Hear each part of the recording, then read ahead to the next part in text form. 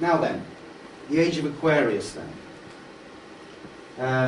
I saw on YouTube a couple of weeks back a lady who was enthusing about the fact that the age of Aquarius had actually started on St. Valentine's Day, February the 14th, 2009. And you probably know that, well, at least for the last 100 years or so, there have been all kinds of dates presented for the beginning of the age of Aquarius. Lots and lots of different kinds of dates. And you could get a bit of confusion about this. Well, when is this age actually supposed to be occurring? And of course the famous song, which I'm sure some of you will remember from the musical Hair back in 1969, I think it was, yeah? How did it go? You know, when the moon is in the 7th house and Jupiter aligns with Mars. Remember the rest of it? Then peace will guide the planets and love will steer the stars and chorus. Yeah, remember that? Of course, the problem with that is the moon is in the 7th house every night. Because the Earth, you know, as it were, or not every night, but you know, the moon goes round the Earth, doesn't it? Regularly. And Jupiter aligns with Mars, not infrequently as well. It's not a completely rare event by any means. But certainly on the 14th of February, there we see Jupiter, Mars and Jupiter in alignment. 7 degrees and 9 degrees, and here's the moon over here in the 7th house. Yeah, that was the case. But I would like to try and show you now how, in fact, that it was not the case that the age of Aquarius began in 2009. The origins of our understanding of astrology, our zodiac system which we use today in the West, go back to Babylonia and Chaldea, Mesopotamia. And the Babylonians, the Chaldeans, who were great astronomers like the Mayans, they looked in the heavens and they identified 4 stars, 2 in particular, which they then used as an axis for their understanding of the heavens. And these 2 stars were Aldebaran in Taurus and Antares in the heart of the Scorpion. And the other 2 stars, Regulus in the constellation of Leo and Fomalhaut in the constellation of Aquarius. And you can see them there. Leo, Aquarius, Scorpio and Taurus. And the Babylonians felt that these stars, which of course for them were not just stars, not just bunches of rock and gas floating around in the heavens. For them, these stars were simply the physical bodies of beings.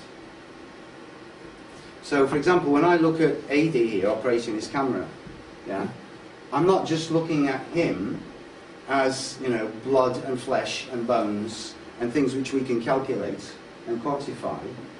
How many cells does he have in his eyebrow or what have you, you know? But the point is that when we look at another human being, we're looking at a spiritual being as well. And the Babylonians, that's how they saw the stars. They were gods. They were beings with consciousnesses far greater than ours. So they looked in the heavens and they experienced the activities of these gods, these beings up there. And they located them in these places in the middle of these constellations because they felt that there were 12 equal powers in the heavens. Now you can find some astrologers these days who will make the constellations of unequal length. And that's often because the constellations do actually physically look bigger. Some look smaller, some look bigger, according to where you draw the lines, so to speak. Yeah? But that's a physical phenomenon. And for the Babylonians, they felt, no, that these are 12 equal powers in the heavens. So they divided the sky equally into 12 equal divisions. And they located these axis stars in the middle of their respective constellations. So these stars are placed at 15 degrees in each constellation being obviously 30 degrees, yeah? 30 degrees within the whole.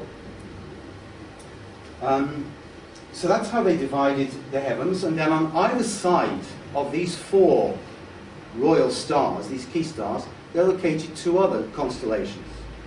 So you've got 4 groups of 3, hence the 12.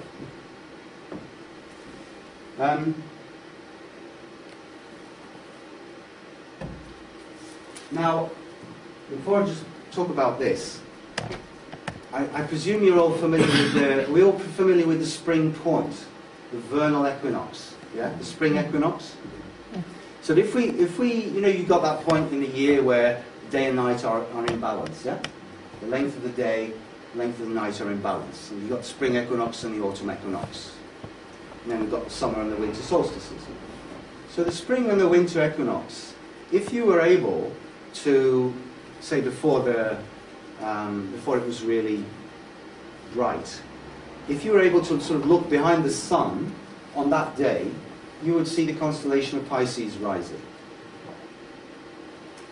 And that point, where the day and the night are in balance, that point gradually moves very slowly. And it takes 72 years for that point to move 1 degree. Forgive me if this is familiar to some of you, yeah? But I think it's important that we establish the facts, so to speak, yeah? Because these are purely astronomical, observable things. And that moves 72 years, 1 degree. That means in 30 degrees, it will take 2,160 years to get through one sign of the zodiac. Is that all right? Yeah? So where we are now, where the spring point is now, is between 5 and 5.5 degrees in Pisces. That means we still have 5 degrees, 5.5 degrees of Pisces to go before the spring point moves into the sign of Aquarius. Now, for those of you who like doing arithmetic, you can do the calculation, right? 5.5 degrees times 72 years. Where does that get us? It's about 2375. That means the spring point is not going to move, spring equinox is not going to move into Aquarius. And the age of Aquarius is not going to begin astronomically until 2375, which obviously is not 2009, it's not tomorrow, it's not anytime soon. In the great scheme of things, it's a very short period of time, astronomically. But in history, a lot can happen in 300 years. So, astronomically then, the age of Aquarius begins in 2375, 2700s. But that's up there in the heavens. And so here's a first sort of thought for you, which I appreciate can only be a sort of hypothesis, and you have to look into history to try and bear this out. And it has to do with the fact that, I'll come back to this, I think. It has to do with the fact that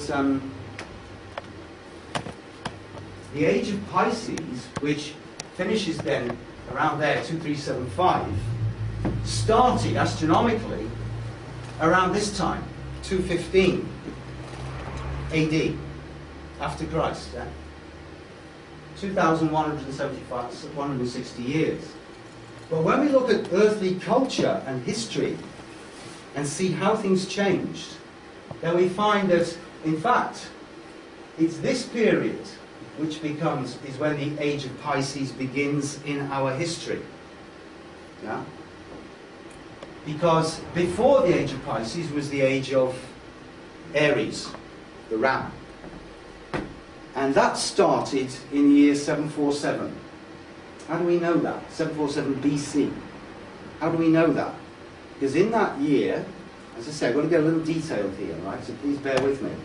In 747, King Nabonassar of Babylonia started the new Babylonian calendar. Now Ptolemy, who lived in Egypt a good deal later, not long around the time of Christ, he pointed out that in the Middle East, everybody recognized that this date of 747 was crucial for the understanding of history and civilization in the Middle East. So that was a date that was recognized, 747 BC. 747 BC to 1413 AD gives you again 2160 years, 2160 years. The problem is that then we see there's a gap between 215, when we can observe in the heavens, astronomically and mathematically, that the age of Pisces began, And 1413, when earthly history sort of started to reflect that, there's a gap of 1200 years. We have to account for that. What causes this gap of 1200 years? Because you see, the age of Pisces, that was the time of Greece and Rome, yeah? 747, Rome was founded in 753 BC.